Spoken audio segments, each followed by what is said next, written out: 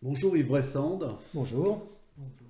Alors, on est avec Josiane Gelot ici pour poser des questions, découvrir un peu ta poésie qu'on a lue, hein, bien sûr, mais en savoir un petit peu plus sur toi. Tu nous avais dit que tu avais commencé à écrire dès l'adolescence. Euh, Est-ce que c'est... Quelques poèmes d'adolescence, oui, qui eux sont perdus dans un cahier de texte ou des papiers volants, mais ça n'a pas été très très concluant les premiers débuts. Oui. Enfin, tu as Mais je- commencé tôt à écrire, hein. De toute façon, ça a été une préoccupation. Mhm. Bah, c'est vrai que je suis intéressé à la poésie assez tôt, au moment de l'adolescence aussi, notamment bah, les Rimbaud, Verlaine, Baudelaire, enfin, dont on entendait un peu parler à l'école et qui étaient des célébrités quasiment. Puis c'est vrai que le format poésie, ça m'intéressait, et puis ce qu'ils écrivaient. Donc je m'y suis essayé un tout petit peu, mais ça, à cette époque-là, c'était vraiment pas une préoccupation, quoi, l'écriture, plus que ça. Et à quel moment c'est devenu une chose très importante pour toi? Alors c'est en arrivant à Lyon, puisque moi je suis pas originaire de Lyon, et que j'ai fait mes études à Lyon, et que j'ai vécu à Lyon depuis. Et en arrivant à Lyon, bah, j'ai déjà découvert qu'il y avait des gens qui écrivaient de la poésie, parce que moi, ma petite ville où j'habitais, j'avais personne d'autre vraiment avec qui échanger autour de ça. Et puis, en arrivant à la faculté, le jour des inscriptions des cours, on avait le droit à des options. Et j'ai découvert là un tout jeune professeur qui animait un cours de poésie contemporaine. Et là, je me suis dit, tiens, pourquoi pas? Ce jeune professeur, c'était Jean-Yves Debreuil, qui sur Lyon avait une Qu'on petite connaît? notoriété, a publié un peu. Et donc c'est là aussi, dans ce cours, que j'ai découvert beaucoup de la poésie contemporaine que je ne connaissais absolument pas avec lui, puisque c'était bien poésie contemporaine. Et puis parmi les étudiants qui étaient là, des gens qui s'intéressaient, qui écrivaient de la poésie. Donc assez rapidement, on s'est retrouvé avec un petit noyau de gens à se revoir. On a monté un atelier de poésie à la fac, et puis les choses se sont mises en route comme ça. Et puis très peu de temps, je ne sais plus, l'année suivante, où j'étais resté un peu en contact avec Jean-Yves Debreuil et puis les gens avec qui j'ai animé l'atelier, là, et puis lui, il a monté avec Michel Pruner, qui était un prof de théâtre, et qui avait un petit lieu qui s'appelait le Théâtre des Trente. Ils ont initié des apéritifs poétiques. Et donc, bien sûr, Jean-Yves Debreuil est venu nous en parler, et donc on y est allé aussi. Et là, il y avait pas mal d'invités, et c'était hebdomadaire à l'époque, donc ça m'a permis aussi de découvrir, alors là, plus des gens locaux, quoi. Et ça a duré. Donc, et là, parallèlement, c'est vrai que j'ai commencé à écrire aussi, souvent un peu en groupe et souvent avec des gens où on faisait des lectures à haute voix, quoi. Ça a été très très vite quelque chose qui était prédominant dans ce qu'on écrivait. Cette question de la haute voix en poésie, c'est arrivé très tôt, donc. Oui, pour moi, c'était presque une évidence de déclamer, de dire les textes partout un peu où on pouvait.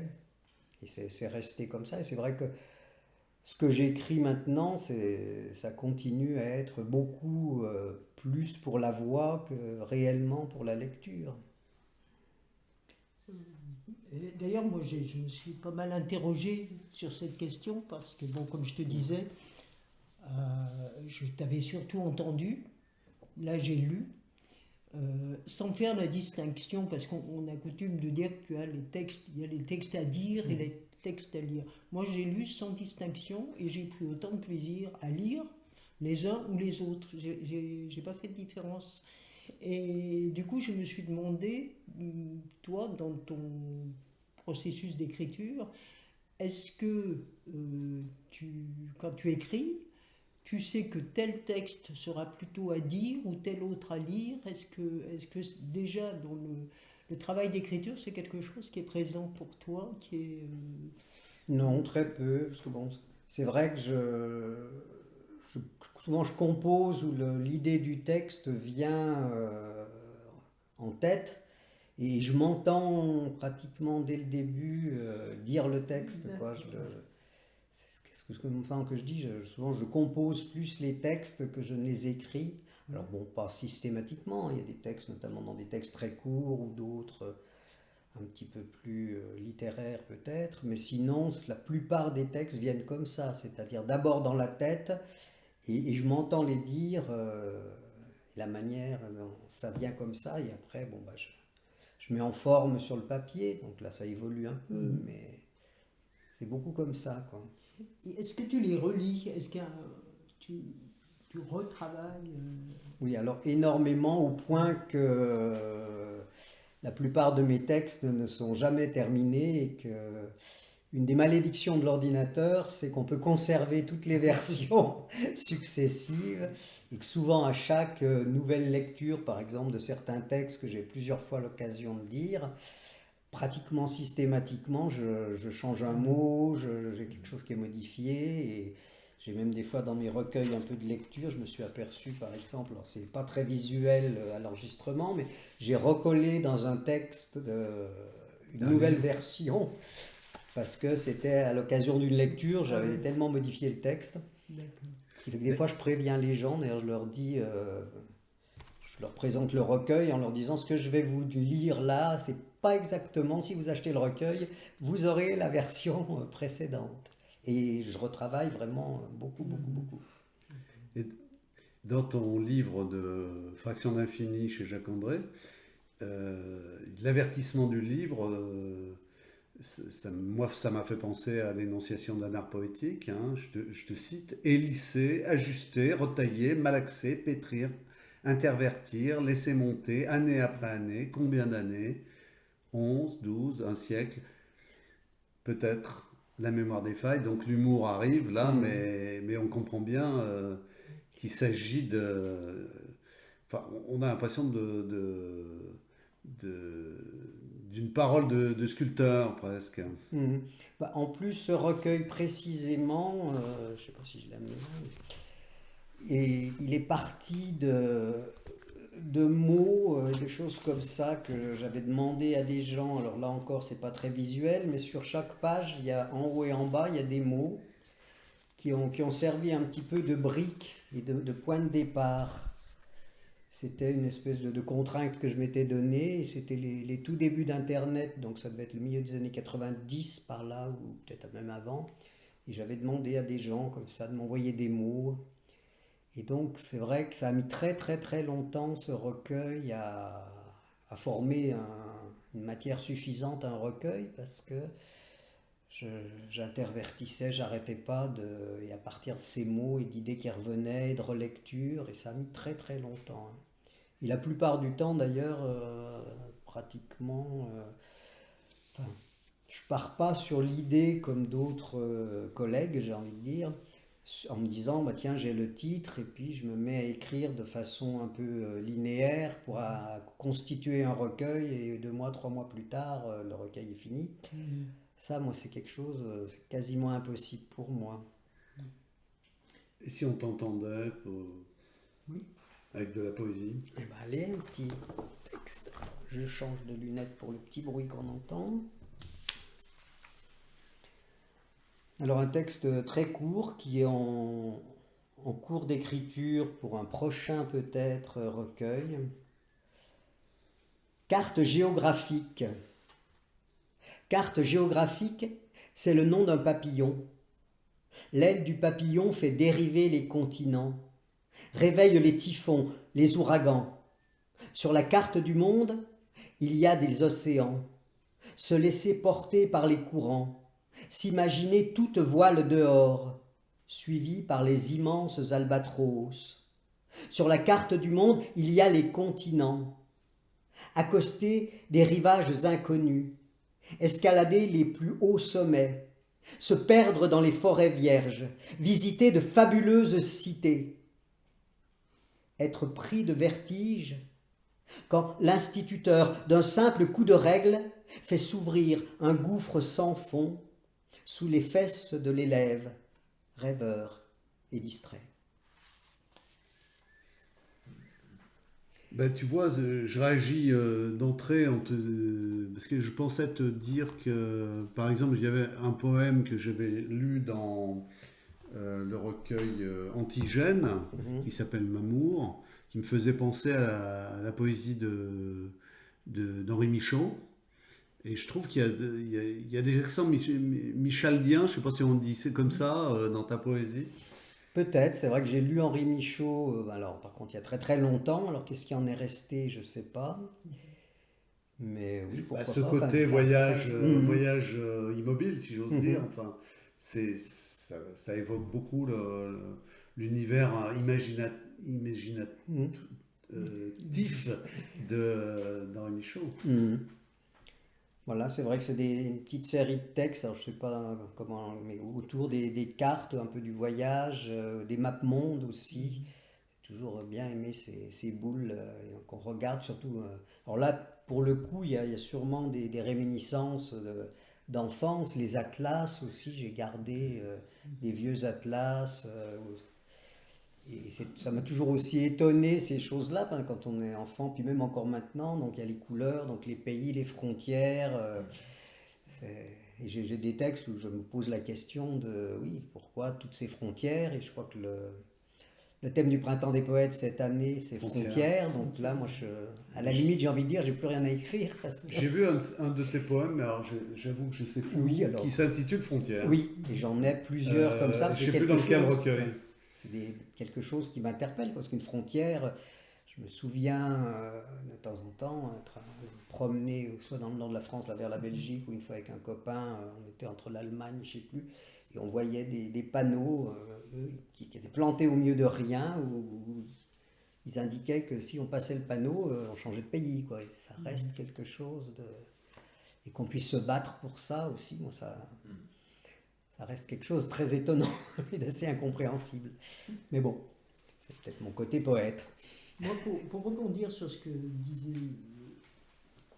Georges tout à l'heure à propos de la sculpture, c'est quelque chose qui m'a frappé. Et en t'écoutant, tu as une façon d'articuler qui est extrêmement prononcée. Et je me disais, mais effectivement, là aussi, il y a quelque chose de la sculpture des mots dans cette forme d'articulation extrêmement. Et ça m'a rappelé une citation que j'avais trouvée dans Blablabla, où tu écris: au printemps, sculpter le temps à la plume, l'été, sculpter le temps à deux mains, l'automne, sculpter le temps à deux mains chaudes. Et c'est vrai que ça, c'est quelque chose qui est assez récurrent dans ton écriture, je trouve, d'empoigner quelque chose, Oui, mais ça revient un petit peu à ce que je disais tout à l'heure, où je reviens beaucoup sur mes textes et à chaque relecture, un petit peu, je pense, comme un sculpteur, il peut pas bien revenir en arrière s'il sculpte la pierre, par exemple. Par contre, ce serait plus du côté de l'argile, de choses plus modelables sur lesquelles on peut revenir, retravailler, chercher. Et c'est vrai que moi, mes textes, bon, à part de rares exceptions, je ne mets pas de ponctuation. Très peu. Très peu, mais en revanche, pour moi, alors après, des fois, je me pose la question parce que j'ai entendu lire parfois mes textes par d'autres personnes, et parfois je me suis dit, bon, peut-être que je devrais mettre de la ponctuation. Ça faisait un peu Tu as bizarre. l'impression qu'un autre lecteur déforme Oui, facilement oui, oui. ton attention en tout cas. Oui, oui. Ce qui n'est D'accord. pas systématique, hein. Il y a des gens qui prennent peut-être un peu plus de temps à préparer, mais qui Et c'est une retrouvent bien. surprise, c'est-à-dire que Au tu début, vois ton oui, parce que poème qui prend une autre allure, Hmm. quoi, en quelque sorte. Parce que pour moi, c'est forcément évident, puisque je l'ai tellement lu et relu que je sais où. Puis même des fois, dans d'autres papiers, quand je prépare des lectures, je me mets des petites flèches ou des choses comme ça, ou des petits signes pour être sûr de ne pas me planter à la lecture, quoi, puis que ce soit. Et effectivement, l'articulation, bah, ça c'est venu aussi avec le temps, quoi. J'ai tellement aussi, puisque les apéritifs poétiques, là, ça a duré et je m'en suis occupé ensuite, vu des gens qui lisaient sans savoir vraiment lire et qu'on comprenait à peine certaines fois, y compris quand on nous présentait dans certaines lectures par des comédiens, et encore très récemment, j'ai entendu un soi-disant comédien bafouiller et de pas du tout être dedans, quoi. Donc c'est vrai que moi, c'est quelque chose auquel je fais bien attention à ça, et c'est devenu presque peut-être un peu trop, je sais pas, mais d'articuler, de prendre mon temps aussi, parce qu'à l'écoute, on n'a pas le même rythme et la même vitesse de compréhension qu'à la Bien lecture. sûr. À la lecture, on peut suivre son propre Mais rythme. tu as aussi écrit pour le théâtre, donc... Alors j'ai aussi écrit un tout petit peu pour le Et tu as théâtre. joué aussi. J'ai fait un peu le comédien, oui, à l'époque du Carré 30, là, puisqu'il y a des gens qui jouaient des pièces de théâtre, et ça m'est arrivé d'être embauché, mais enfin je pense que c'est pas ce que je faisais C'était de mieux, anecdotique, hein, c'était pas mais c'était une expérience intéressant. intéressante, oui, tout à fait. Et je me suis essayé, oui, j'ai dû écrire 2 pièces de théâtre qui ont été montées aussi au Carré 30, mais ça en est resté là. Et pour revenir à ce que disait Josiane, je cite juste une phrase qui est tirée de Avec un si long nez le livre de Gros Texte. Si aiguisée qu'elle soit, une lame ne peut trancher le vide, un mot le peut. Si aiguisée qu'elle soit, une lame peut trancher une vie, un mot le peut aussi. Donc on a un peu cette référence aussi à l'outil Oui, puis coupant, à la puissance des mots, quoi, c'est la sûr puissance que des mots. c'est... Donc la poésie pour toi est une affaire d'intervention, d'action sur le réel. Ah oui, complètement, hein. Moi, c'est vrai que j'écris de la poésie, bon, pour la dire, mais pour partager et enfin, c'est ma matière première pour dire au monde, pour échanger, y compris dire, j'ai des textes, là, j'en ai pas amené, mais si, j'en ai peut-être un là-dedans, plus engagé politiquement, ou plus des fois sur des thèmes d'actualité qui me font réagir. Bon, bah aujourd'hui, il y a des gens qui vont pianoter pour faire un tweet ou je sais pas comment, un Instagram, mais je sais même pas ce que c'est. Mais bon, bah moi, ça va se terminer en Toi, ça va poème, être le hein. poème. Voilà, oui. Alors, ce qui explique des fois aussi que j'ai des formes de textes très très courts, parce que des fois, ça vient en 3 4 lignes. D'ailleurs, moi, à propos du rapport au réel, Mhm. effectivement, de la poésie complètement ancrée dans le réel, j'ai été très frappé par cet extrait que j'ai repris d'ailleurs, Mhm. qui est extrait de Blablabla, page 10. Bêcher le réel jusqu'à épuisement. Le réel bêche le temps. Le réel est un passe-temps. Le temps manque à l'appel. L'appel creuse la fosse du réel. Ce texte, vraiment, je me suis dit, bah oui, on y va, on y va. Et ça, c'est typiquement le genre de textes qui viennent dans la tête Mm. à partir du mot pelle, là, puis l'appel. Mm. Et c'est parti comme ça. Puis après, ben, je retravaille, je dis à haute voix. Et c'est vrai que les mots sont aussi des outils, quoi. Oui. Enfin, des fois, j'ai l'impression de creuser un peu le sens et de jouer avec les mots, parce que ça aussi, tu parlais un petit peu d'humour, là, tout à l'heure, Georges.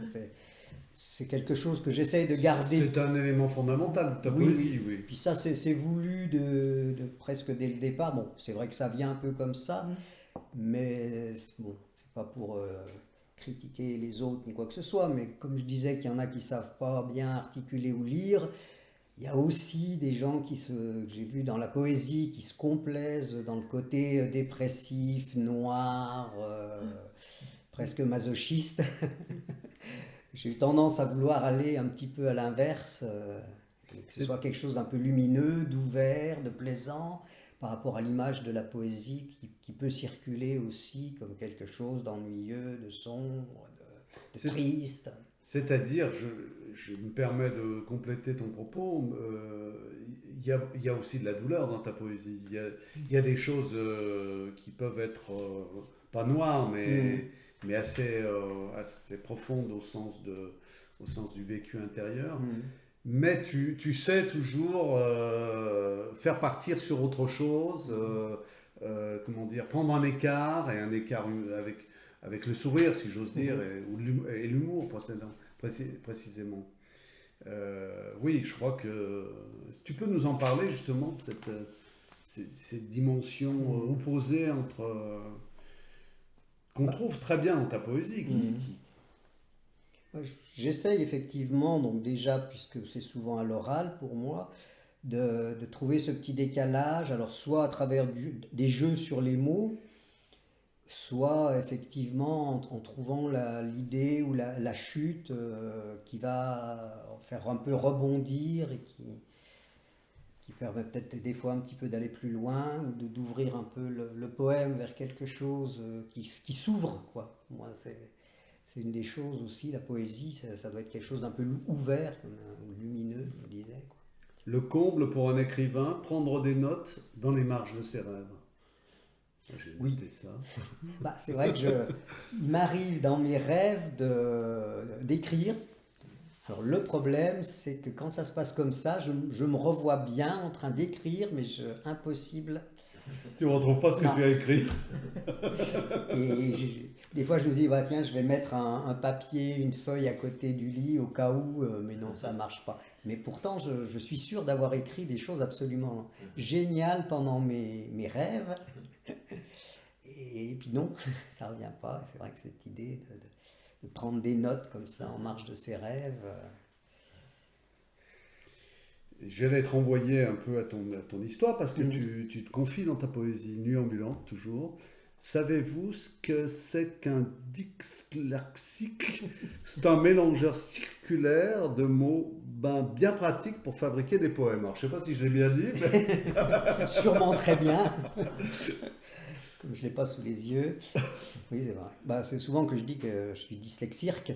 Parce que c'est vrai que j'ai fait aussi un peu de jonglerie et de théâtre de rue à une époque. Je m'y suis essayé, mais bon, c'est comme le reste, quoi. C'est resté un petit peu dans le vague. Mais effectivement, et j'ai mis longtemps, moi, à m'en apercevoir, puisque je n'ai pas été spécialement détecté en tant que tel à l'école. Mais effectivement, moi, j'avais des difficultés quand même, et puis surtout à l'écrit, quoi, parce que je suis quelqu'un qui écrit beaucoup, qui même publié, mais qui ne sait ni lire ni écrire, ce qui est un peu gênant, donc j'essaye de pas trop le dire, et encore moins devant un micro. Mais... C'est un paradoxe. Mais tu me l'écris dans ta poésie, oui. Alors je suis désolé. Hein. Non, mais c'est vrai que je fais 40 fautes toujours à la page, hein, je suis anorthographique, et pour la grammaire, les accords, les choses comme ça n'a jamais pu rentrer. Vous pouvez toujours essayer de me demander si je suis droitier ou gaucher, j'ai toujours beaucoup de mal à répondre, et bon, j'ai un certain âge et je ne sais toujours pas dans quel sens il faut visser ou dévisser. Alors je suis là, alors mon pied, il y en a toujours un qui me dit, mais tu sais bien dans le sens des aiguilles d'une montre, oui. Mais alors les montres, alors un manche comme ça, mais alors pour dévisser, c'est dans quel sens? Et c'est vrai que c'est des fois un peu compliqué, ça joue aussi sur la mémoire. C'est-à-dire que j'apprends très vite, je me souviens bien, et quand on faisait des récitals ou un peu de théâtre, j'étais souvent dans les premiers à savoir mon texte. Mais mon cerveau, une fois qu'il a appris le texte, bah c'est bien, quoi, il est content. Mais je l'oublie très vite, et c'est arrivé qu'on fasse des reprises, et moi là pour le coup c'était catastrophique, parce que j'avais l'impression que mon cerveau me disait bah, tu l'as appris une fois, ça suffit, quoi.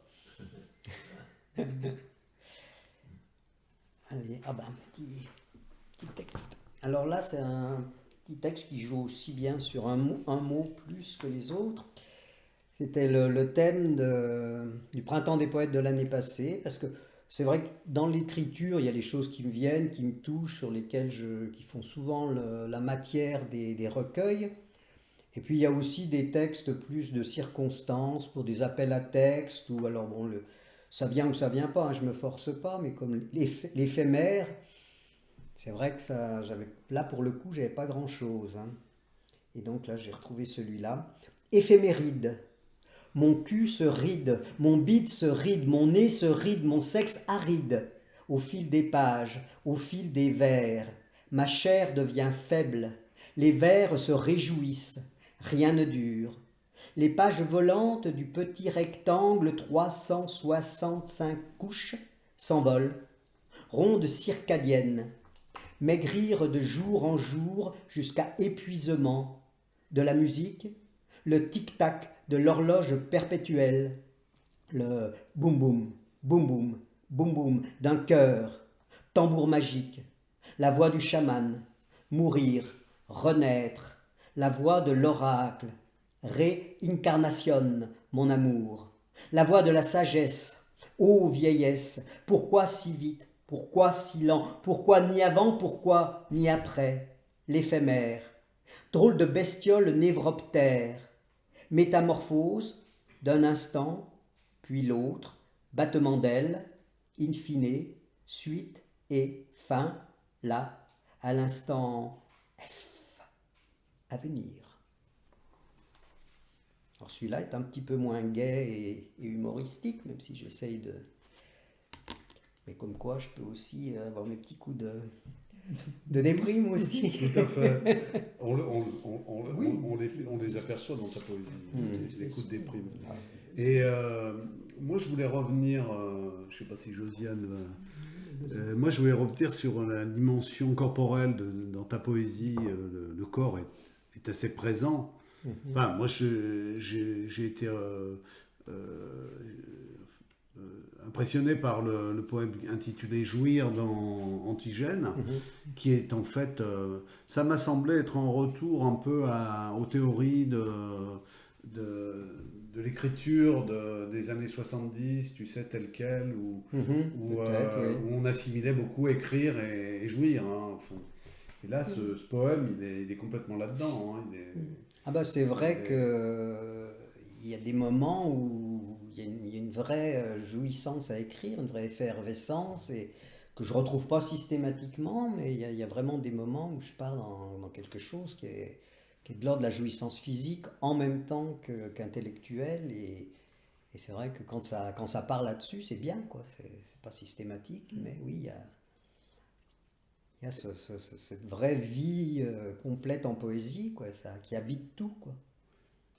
Est-ce que ça peut signifier que pour toi, un poème, il vient du très fond du corps, il est pas mental, il est... Alors ça dépend du moment, oui, non, non, mais oui, pour certains, oui, c'est sûr. Puis d'autres vont être plus intellectualisés, d'autres vont être plus, comme je disais tout à l'heure, des réactions à quelque chose, que ce soit une émotion ou une actualité, voilà, quoi. Mais c'est vrai qu'il y a des moments comme ça où on est complètement dedans. C'est vrai que la présence du corps, moi je l'ai senti dans pratiquement tout ce que j'ai lu. Il y a quelque chose, et d'un corps qui à la fois est attaqué, peut souffrir et peut jouir. Enfin, je crois que il y a toujours les deux. C'est aussi ça que je trouve intéressant. Et dans ce recueil, là, les Nocturnes, là, alors, le corps est très présent puisqu'il s'agit d'un problème de prostate. Et moi, ce que je trouve très très intéressant dans ce recueil, c'est... Alors, j'ai eu beaucoup de mal à le lire. Hein, je précise, je sais, mais bon, quand même. Et puis en même temps, je me suis dit, mais c'est incroyable parce qu'il arrive à nous parler de quelque chose de complètement trivial, se lever pour aller pisser toutes les nuits, et à cette occasion de trivialité, il y a cette contemplation de la nuit, de la lune, qui donne lieu à des envolées lyriques, je trouve.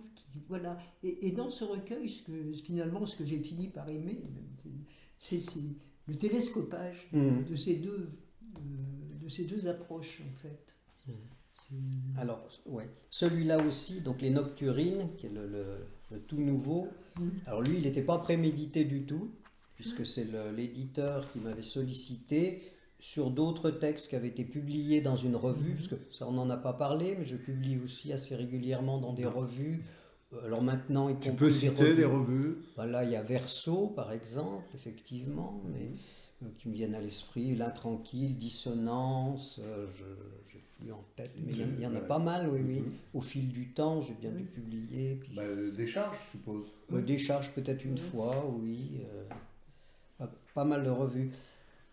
Et là, ces textes avaient été publiés dans une revue, et puis le gars m'a sollicité. J'avais rien de vraiment prêt, et j'avais alors encore sur des petits bouts de papier, parce que souvent la nuit, c'est réellement à 90%, il y en a qui existaient déjà, qui traînaient pareil au fond de l'ordinateur, qui n'étaient jamais sortis, donc faire un peu plus de matière. Mais effectivement, il y a eu une période où je me suis mis à écrire en descendant pisser. Bon, avec l'âge, les messieurs ont une prostate qui... je ne sais pas pour ceux qui sont là. Et c'est un petit peu pénible, surtout quand on est dans une maison où il y a un escalier à descendre et à remonter. Et il y a aussi des chats, donc ça occupe un peu. Des fois, on les a dans les jambes. Je peux peut-être vous en lire juste, parce que là, ce sont des poèmes très très courts. Oui. Donc, alors, pareil, là, donc j'ai réuni tous ces textes. Après, je ne savais pas trop dans quel ordre ni comment les mettre, parce que je les datais pas forcément.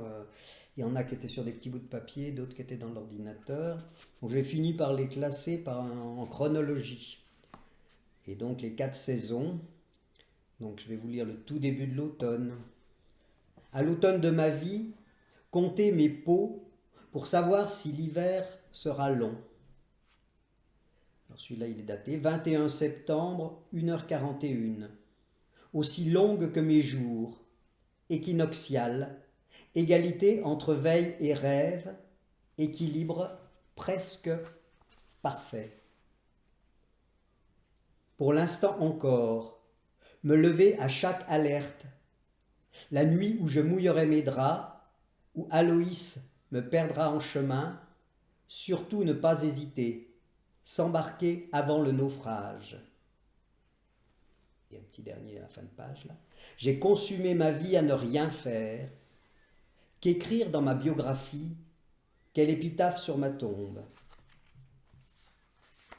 Alors, ce sont des petits textes très très courts. Je rebondis parce que Avec un si long nez, chez Gros Texte, tu écris « Devenir riche est trop fatigant, choisir d'être pauvre, revendiquer le droit de vivre ». Ça, c'est magnifique, c'est comme une espèce de... Oui, ça pourrait être ça sur ma tombe, éventuellement. Oui, quasiment. Oui, ça m'irait assez bien, écrire ça comme ça. Oui, c'est vrai que là, on parlait du corps. J'ai eu beaucoup de soucis de santé et très jeune. Comme je disais une fois avec des copains qui discutaient, qui se donnaient des rendez-vous pour aller courir, comme font beaucoup de gens qui courent. Et je leur ai dit, moi, j'ai jamais couru de ma vie, et ça les a fait rigoler. Et je leur ai dit, non, je n'ai jamais couru de ma vie. J'ai été dispensé d'éducation physique dès le cours préparatoire. Et bon, à part comme ça, d'un cours de récréation pour jouer à chat perché ou des petites choses comme ça, mais sinon, je n'ai jamais couru de ma vie. Et c'est vrai que j'ai non plus pratiquement jamais travaillé de ma vie, enfin très peu. Et la poésie a finalement pris beaucoup de place. Et puis finalement, ça ne m'a pas enrichi financièrement parlant, c'est sûr. J'ai eu des périodes au RMI, j'ai eu des périodes un peu compliquées. Mais finalement, effectivement, j'aurais vécu d'eau fraîche et de poésie, ce qui est finalement pas si mal. Oui, puis pour les lecteurs, c'est bien, parce qu'on peut te lire, on peut t'écouter. Un rire éclate au loin, se reflète dans le miroir, rebondit, multiplié, se pose au coin de ton œil et pétille. Et là, on a la délicatesse amoureuse presque. C'est vrai que des petits textes comme ça, j'en ai encore, pareil, les joies de l'ordinateur, c'est qu'après il faut retrouver, mais c'est des choses qui viennent assez régulièrement. Et donc c'est vrai que j'ai publié, avec un long nez, il y a 3 tomes, et il y en a les 2 premiers, c'est sous forme de tickets détachables, et c'était déjà des tout petits formats comme ça. C'est des choses aussi, je ne savais pas trop bien quoi en faire, mais ça permet aussi d'aller un petit peu comme le haïku, mais moi j'en ai pratiquement jamais écrit parce que, toujours pareil, moi je suis un peu de ceux, comment il disait, notre ami le chanteur, c'est des poètes qui comptent sur leurs doigts, Léo Ferré, qui n'aimait pas bien. Moi je suis obligé de compter sur mes doigts si je veux calculer le nombre de pieds. Les 17 syllabes. Voilà. Et j'y reviens et des fois je me dis, bon alors combien il y a de syllabes dans le mot là, alors, ça marche comment? Tu sais que dans les livres de haïku, ils te disent que c'est 17 ou 18 ou 16. Maintenant je me suis aperçu que au début j'y croyais, mais depuis que je suis allé en écouter et ainsi de suite, je me suis aperçu qu'eux-mêmes, enfin les aficionados, Prennent le de respectent. liberté, Oui, voilà, ils prennent beaucoup de liberté. Et Jean Antonini, qu'on a interviewé ici, Voilà, et que je connais très bien. on a déjà fait un entretien avec lui. Il le dit lui-même, hein, il dit attention, c'est pas, il n'y a pas une rigueur absolue pour écrire des haïkus. Mais c'est vrai que cet engagement, enfin, on dit que le corps est, excuse-moi, Vas-y. est très présent. Et moi, tout à l'heure, on parlait du fait que tu as été jongleur et que tu as écarté ça un peu, alors que moi, j'ai trouvé dans ton écriture que c'était très présent. Cet exercice de jonglerie. Enfin, je me disais, mais en fait, comme si chaque fois, il faut sans arrêt lancer la balle, il ne faut pas de vide, il faut pas de, Voilà. voilà. Il faut toujours qu'il y ait une balle En l'air. Il ne faut pas que ça retombe. Et je trouvais que dans ton écriture, il y avait ce rythme-là un peu. Il fallait y aller, oui, parce que souvent tu dis il faut y aller. Et il ne faut pas que ça retombe. Et je trouve que c'est une dextérité qui contraste complètement avec ce que tu sembles dire de ta maladresse à écrire. Alors que là, au contraire, on est dans quelque chose qui est presque...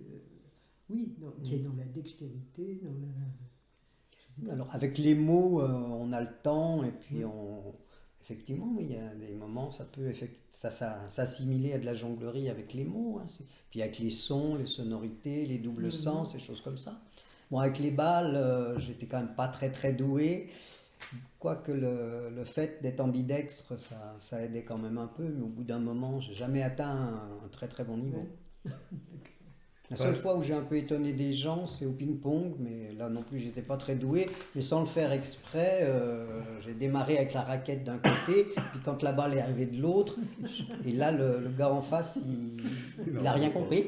Il a deux raquettes. Voilà. Mais, et pof, c'est parti tout seul, quoi. Et que les mots, c'est pareil, quoi. Ou la balle le flipper, là, je ne sais pas si ça existe encore maintenant, c'est tout électronique, mais la balle qu'il fallait tenir le plus longtemps possible, la faire rebondir, marquer des points, mais surtout pas la laisser passer dans le trou, parce que là c'est perdu. Avec le poème, c'est un petit peu, avec les mots, c'est un peu ça aussi. Hein. Tu écris dans vos langues, s'envoyer les mots en l'air, et tu regardais, toi, droit dans les yeux pour te dire je t'aime. Là, il y a le côté un peu jonglerie, puis le côté un peu de jouissance. Dans le dernier numéro de Verso, tu as un poème qui s'appelle Nous sommes, mais sommes écrit avec le signe mathématique. Et c'est marrant parce que tu jongles effectivement non seulement avec les mots, mais aussi avec les signes, on va dire. Et ça, c'est intéressant. Comment tu le traduis oralement, ça? En fait, je ne me souviens plus du texte. Enfin, je le revois bien, mais... Oui, je ne sais plus. Là, je suis parti effectivement sur le mot somme. Hein,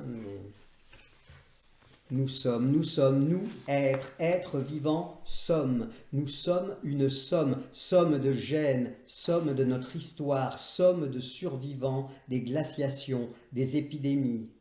Somme de l'histoire de la vie de nos ancêtres, de la reproduction de la vie ici, de la vie ailleurs, de l'apparition de la vie. Nous sommes sommés de vivre, sommés de nous reproduire, complètement sonnés.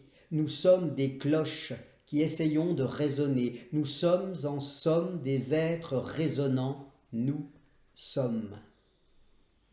Alors dans mes obsessions, j'en parlerai à mon psychanalyste quand j'aurai les moyens de le payer, comme je dis souvent, c'est vrai que tout ce qui est aussi autour de la génétique, on parlait du corps, parmi mes problèmes de santé, il y a donc entre autres une maladie d'origine génétique, donc c'est quelque chose aussi qui m'a beaucoup travaillé, j'ai écrit pas mal de textes aussi autour de ça, des origines, de la multiplication, de la mutation, et avec les mots, on en revient à ça, c'est une sorte de code génétique, quoi, qui permet d'écrire des poèmes et qu'on peut remanier quelque part à l'infini, comme les gènes.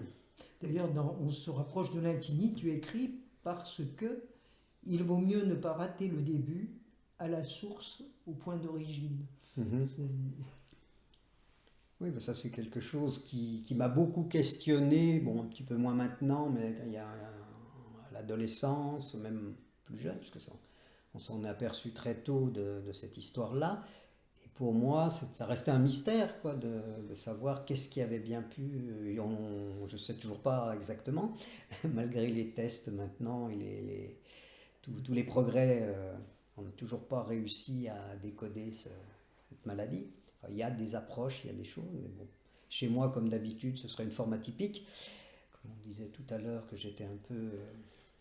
Tu n'es pas dans les clous. Pas dans les clous, jamais, quoi. Tu es un poète.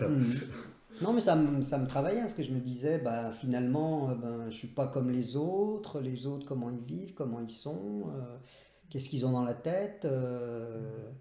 J'ai mis longtemps à m'apercevoir qu'effectivement, il y avait tout un tas de possibilités, de gens différents, de différences à tout point de vue. Et c'est vrai que c'est quelque chose qui m'a travaillé, et j'en ai fait pas mal de poèmes qui sont dispersés plus ou moins à droite à gauche, mais le corps, là aussi, et l'origine, d'où ça vient, Et le monde, alors bah, le je sais monde pas, dans tout poussière ça. d'étoiles, agglomérée, j'ai bien un texte quelque part, d'ailleurs je sais plus si c'est dans... Enfin, je sais plus dans lequel, ça démarre là-dessus. C'est une sorte de comète et d'étoiles et de poussière. Oui, il y a tout le rapport au temps, aussi bien Au temps. les années-lumière, l'infini. Bah, l'infini, c'est pareil, on se rapproche de l'infini. Bon, moi je ne suis pas un grand mathématicien ni un grand intellectuel, donc j'ai peut-être pas accès à tout, mais l'infini, c'est quand même aussi un truc qui... Il fait penser. Bah oui, puis bon, quand on dit je me rapproche de l'infini, allez, Oui, c'est où? comment on fait? Où Et c'est? ce qui est Et intéressant, puis une fraction c'est derrière d'infini, moi. voilà, il y en a un autre, c'est fraction d'infini. Ah bah oui, c'est... Je sais pas pourquoi. Qu'est-ce que c'est qu'une fraction d'infini, Ben voilà, justement? si on commence à C'est découper magnifique, l'infini ça. en morceaux, Eh oui. est-ce que c'est possible? Et puis si chaque morceau est infini, Est-ce on que, n'en sort pas. est-ce que dans cette mathématique-là, les fractions ne sont pas aussi grandes que le Et ben tout? voilà, bien sûr, forcément. Donc ça... et puis d'ailleurs, tu fractionnes le temps. Tu vas vers l'infini, heure par heure, minute par minute, voire seconde par seconde. Enfin, et tout ça pour aller vers l'intemporel. Enfin, j'ai trouvé ça intéressant. On est à la fois dans une précision extrême, et puis on va vers l'intemporel. Oui. Ah, ça, c'est presque une définition de la poésie, quoi. Oui, Enfin, moi je trouve, c'est vrai. effectivement. Je n'y avais pas pensé. Mhm. Effectivement, c'est...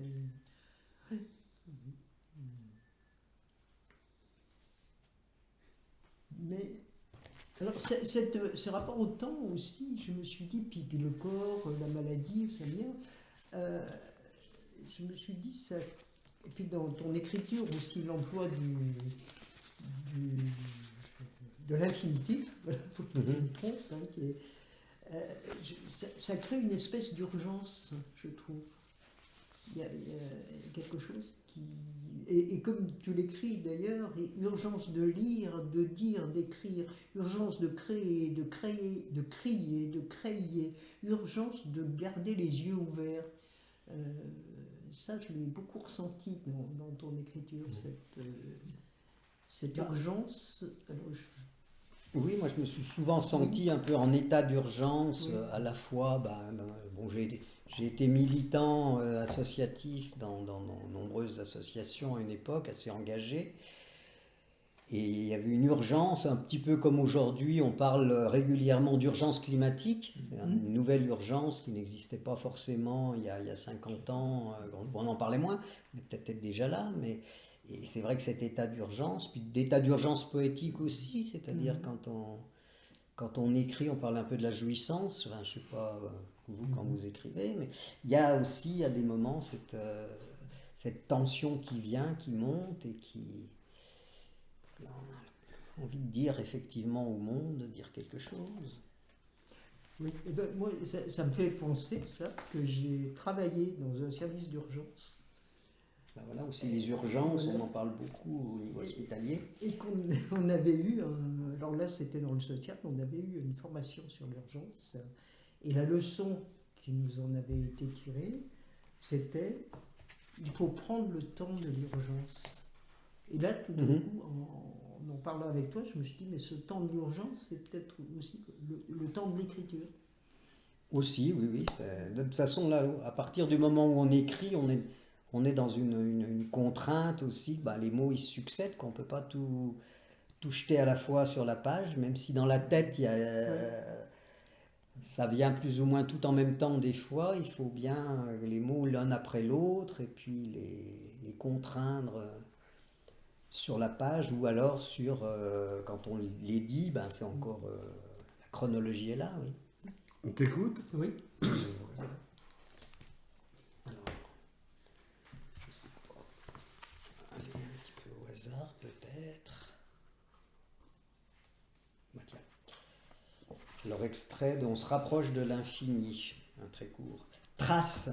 Laisser une trace papillaire, une empreinte digitale, génétique, volontaire, involontaire, une œuvre complète sur les parois d'une caverne, sur les parois d'une Vespasienne, trace physique, immatérielle, culturelle, marquer son territoire, sa terre d'histoire. Lève-la, baisse-la et pisse en bas. Pour combien de temps? Combien de temps après la disparition d'Homo sapiens sapiens? Ouais, on retrouve mes obsessions là assez condensées. Hein. Par exemple, aussi pareil, derrière. Déménager, laisser derrière soi des objets, une plante verte, une vue sur rue à peine usée, le pépiment de l'oiseau sur l'arbre en face, le bruit des enfants dans la cour de récréation. Ce qu'on emporte change. Ailleurs, plus rien n'est les mêmes. Même le corps, il change. Ne se déplace plus pareil, ne brasse plus le même air. Déménager dans sa tête, c'est pas pareil. Revenir n'est pas possible. Cette chaise ne retrouvera jamais sa place. Peine perdue. Réinventer un espace perdu, pas perdu, quitté, abandonné. Se perdre, ne pas se retrouver. Pas de carte, de plan, ni de géolocaliseur pour ça. Larguer les amarres, se déménager, réemménager, provisoirement.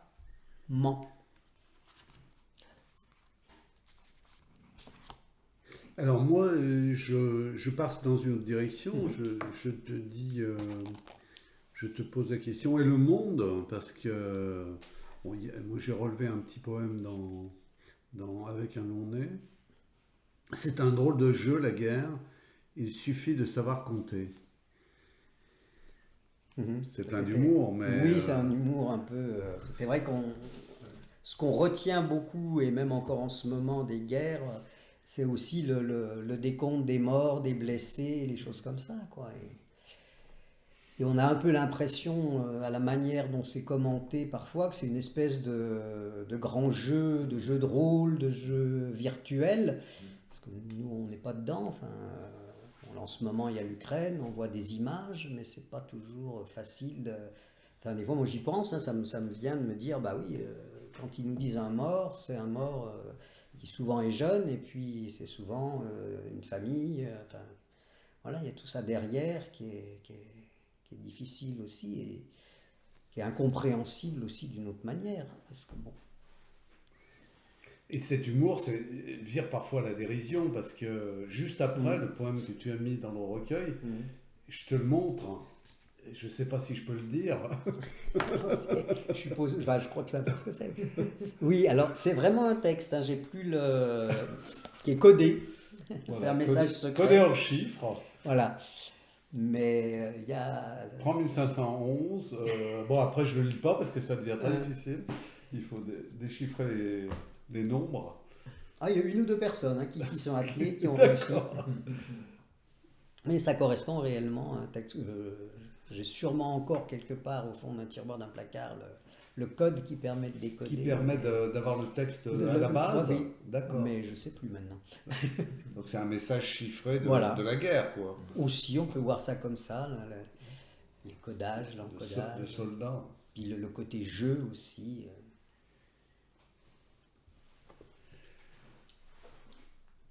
Vas-y.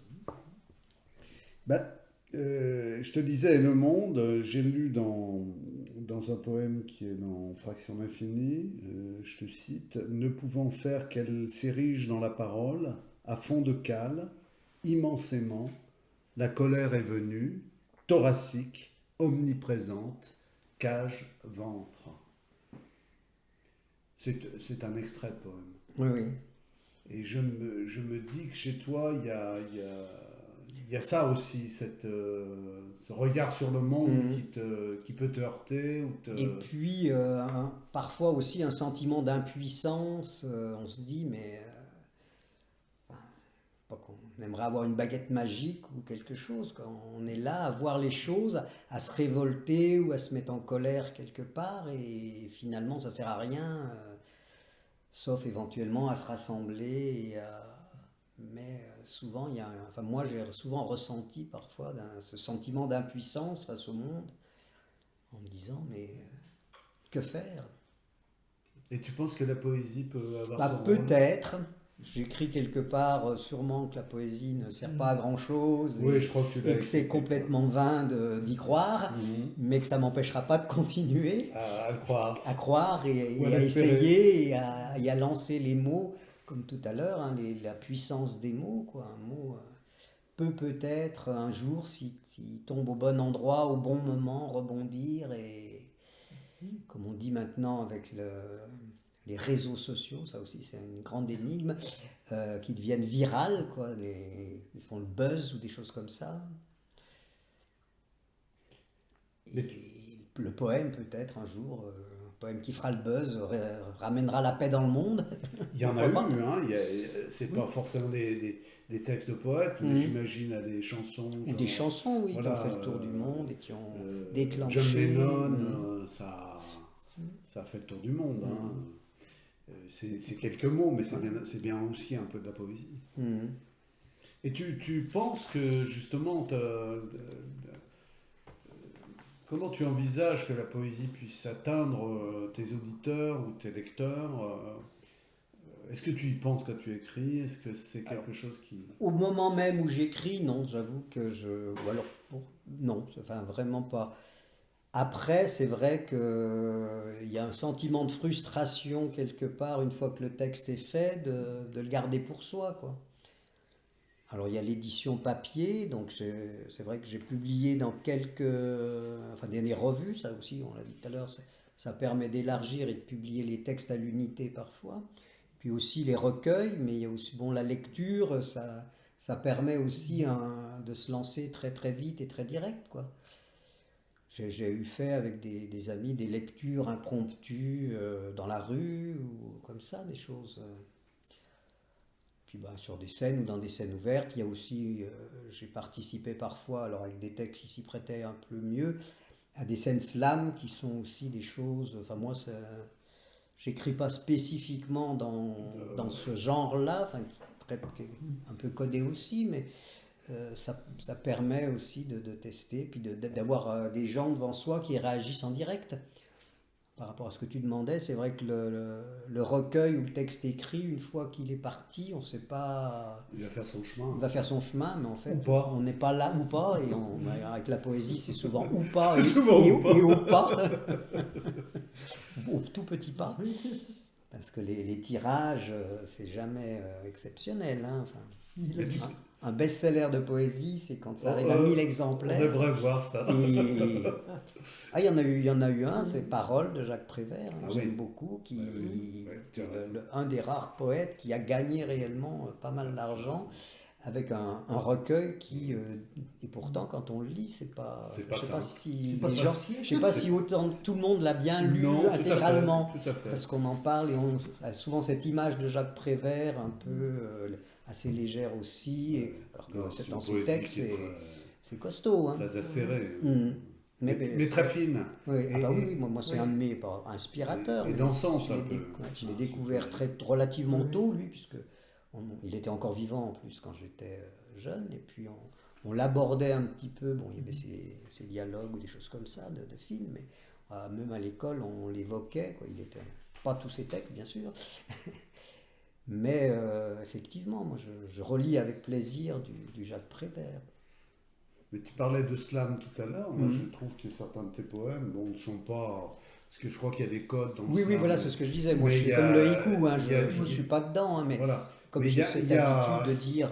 Je veux dire, il y a un voix. système dans certains de tes Mm. poèmes qui sont très très proches de ce Oui, oui. qu'on peut entendre dans le slam, Mm. avec les mots qui engendrent les Mm. mots et avec des répétitions, mais qui évoluent Mm. vers, Et puis vers une variation. Non, j'ai ça, c'est- quelques textes qui sont quand même beaucoup plus longs que ceux que je publie dans les recueils et qui se prêtent effectivement à des lectures un peu rythmiques comme ça, mais à mon rythme à moi. Et dans tes influences, justement, puisque tu évoquais Prévert, qu'est-ce que tu peux nous dire? Est-ce qu'il y a des poètes ou des genres hors poésie qui t'ont influencé ou Bah. qui t'influenceraient encore? Alors c'est vrai que j'ai beaucoup lu et je continue à lire beaucoup de poésie, hein, et avec plaisir et à découvrir, hein. Là, cette année encore, je suis allé à Sète, là où il y a un grand festival de poésie et où on peut à longueur de journée écouter et découvrir. Donc c'est un plaisir de lire et de découvrir les On autres. s'y est croisés. On s'y est croisés d'ailleurs, effectivement. Et voilà quoi, donc il y a des choses qui peuvent m'influencer, des choses que j'entends et je me dis, ah bah ouais, tiens, qui Non, mais peut-être plutôt- peuvent réémerger. Enfin, plus ma tard. question, c'est Mm. plutôt Alors, dans les poètes qu'on Dans connaît. les poètes enfin, qu'on connaît, oui. Voilà. Ouais, mais je trouve que c'est important aussi enfin, moi j'écris, mais je lis Oui, oui. aussi de la poésie assez régulièrement. Et pour dire, et même j'en achète. Je suis pas riche, mais il m'arrive d'acheter des recueils de poésie des autres. Puis parfois, ça donne envie de s'essayer à certains Mhm. types d'écriture. Voilà, Je dis, des tiens, fois on découvre des là, j'y choses. suis jamais allé. Oui, oui, voilà, tout à fait. Mais moi, et ça me gêne pas pas d'imiter, mais d'essayer effectivement de trouver des directions et de me laisser un peu influencer. Puis après, j'y remanie tellement à ma sauce que ça revient à du Yves Bressand. Et puis Oui. voilà. Mais sinon, oui, j'avais découvert la librairie L'Imaginaire qui n'existe plus, mais qui était pas loin de chez moi, que vous avez peut-être connu, à Lyon. Oui. Et ils avaient un rayon poésie pas Correct. mal fourni. Oui, oui. Une fois, en feuilletant, j'avais découvert un livre de Yves Martin, De la rue El Cri. C'était et quand je suis tombé là-dessus, j'ai commencé à lire et j'ai acheté, je l'ai toujours. Et j'en ai dit pas mal de ses textes à une époque. Et c'est vrai que c'est quelqu'un. Et alors lui, pareil, il a écrit aussi beaucoup en prose. Il avait des textes assez courts la plupart du temps, mais c'est quelqu'un que j'appréciais beaucoup. J'ai jamais pu le rencontrer, mais je l'ai découvert comme ça. Et après, j'ai essayé de tirer le fil et c'était quelque chose de... Sinon un autre, alors qui est plus connu pour avoir écrit des textes de chansons et qui lui écrivait en vers, mais c'est Bernard Dimet. Ah oui, Ah vous oui. avez parlé d'un Voilà, et qui est quelqu'un aussi à un personnage prendre important. puis on prend beaucoup de plaisir à dire ces textes, à les lire aussi et à les dire quoi. Et lui, c'est pareil, il allait assez loin dans un humour très très décapant, hein, parfois. Oui. Et ce qui est intéressant dans ta poésie, c'est qu'elle n'est pas elle n'est pas d'une seule forme. Enfin, je veux dire, on se tromperait en pensant que dans tes poèmes, on va avoir que cette forme où tu vas varier sur un mot comme ça, où tu pars d'un son ou de deux sons qui se répondent. Non, tu as des poèmes qui sont d'un tout autre ordre. Ouais, je pense que dans Fraction Infinie, par exemple, on n'a pas du tout ce jeu de la sonorité, par exemple. Oui, celui-là, il est un peu plus particulier, Ouais, les poèmes effectivement. qui sont construits autrement. Ouais. C'est celui Il y a une vraie variété dans ta poésie. Enfin, moi, je pense oui, que tu penses, absolument. C'est vrai que j'essaye aussi des fois, comme je disais, de chercher des formes. Certains sont d'ailleurs presque plus proches d'une espèce de prose poétique ou des choses comme ça, quoi. Parce que moi, c'est vrai, quand je disais que j'avais lu et avec plaisir, mais c'est aussi ça, c'est que je passais d'une forme à l'autre, d'une écriture à l'autre, et que c'était... c'était une découverte en tout cas, parce que c'est vrai que l'écoute peut-être m'avait pas permis de distinguer, ou en tout cas de faire plus la différence. C'est vrai que l'écoute, c'est à usage unique, quoi. Oui. Donc puis on est à la fois occupé à écouter, à voir ce qui se passe éventuellement, à regarder. Donc ça ne permet pas forcément d'avoir la même approche que la lecture, où on est plus solitaire et où on peut y revenir et chercher un petit peu, quoi. Alors moi, j'ai appelé ça des pépites, je t'en dis deux, trois qui m'ont vraiment accroché. Lave-toi dans l'univers coloré des aurores. Tends la main à l'ange qu'il se fêle. C'est magnifique. Enfin, le désir du poème, c'est comme inventer un tiers, quelqu'un qui chercherait sa vie dans les cafés. Voilà, je ne veux pas en lire d'autres, mais il y a aussi, comme ça, dans ta poésie, Alors, c'est vrai que c'est un peu le principe des textes très très courts, des fois. Des très courts. Il y a comme ça, des fulgurances, enfin, qui sont assez stupéfiantes. Et... C'est vrai qu'à une époque, je le faisais pas mal. J'avais souvent un carnet et j'écrivais comme ça. Je prenais des notes. Je le fais moins maintenant. Donc j'oublie sûrement beaucoup. Des fois, j'ai des idées, c'est un peu comme dans les rêves. Puis elles s'envolent, mais je me dis que si elles s'envolent, c'est pas grave. Elles vivront leur vie ailleurs ou elles reviendront se percher dans ma tête. Mais ouais, j'aimais bien ce côté aussi éclat aussi. Je crois que j'avais écrit un texte sur les éclats, tout ce qui part un peu dans tous les sens et dont on ne sait pas trop après comment les réajuster, les réassembler. Et si on t'écoutait pour terminer l'entretien, ma foi, je sais. Tu peux nous lire un ou deux textes. Alors,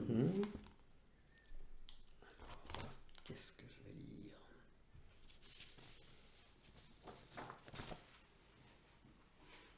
lire? Là, c'est justement sur ce qui est en préparation. Tout à l'heure, c'était la carte géographique. Là, c'est plus la map monde. L'origine du monde. Mystérieuse boule multicolore, légèrement inclinée, en suspension. Elle fait briller les yeux des enfants. La faire pivoter sur son axe, en une seule seconde, réaliser un tour du monde, plus rapide que la lumière, celle du centre de la Terre. Tu appuies sur le bouton, la mappemonde s'éclaire. De l'intérieur, noyau en fusion. Yeux fermés, de la pointe du compas, piquer un rêve de voyage. Suivre du bout du doigt un fleuve, de sa source jusqu'à son delta, une courbe de niveau, un méridien, sans décoller le doigt, intime caresse à la terre-mère.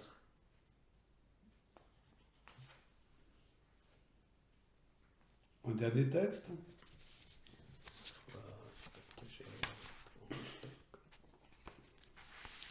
Oui, éventuellement celui-là. Alors lui, c'est un texte justement de réaction au monde. Alors il a changé de nom maintenant, mais en cale sèche, Aquarius. C'est beau, Aquarius. Ça fait penser à un parc aquatique, avec des dauphins qui sautent, à un hôtel en bord de mer, avec des étoiles, et forcément une piscine bleue. Ça fait penser à un bateau pour la recherche océanographique. Aquarius, ça donne envie de prendre le large, de prendre la mer dans ses bras, de partir en croisière sur la mer Méditerranée. Ohé, ohé, ohé, ohé, matelot, me vois-tu dans mon canot? Ohé, ohé, je ne voudrais pas mourir noyé, je ne voudrais pas nourrir les poissons, je voudrais juste atterrir en Europe, au pays des droits humains, manger à ma faim, partager avec vous mon envie de vivre, avoir une Rolex étanche, devenir premier de cordée et pourquoi pas président de la République, ou alors mes enfants, quand ils seront grands, quand la banquise aura fondu, quand tout le monde vivra nu, après le grand réchauffement. Ohé, ohé, matelot, me vois-tu dans ce canot? Ohé, ohé, ohé.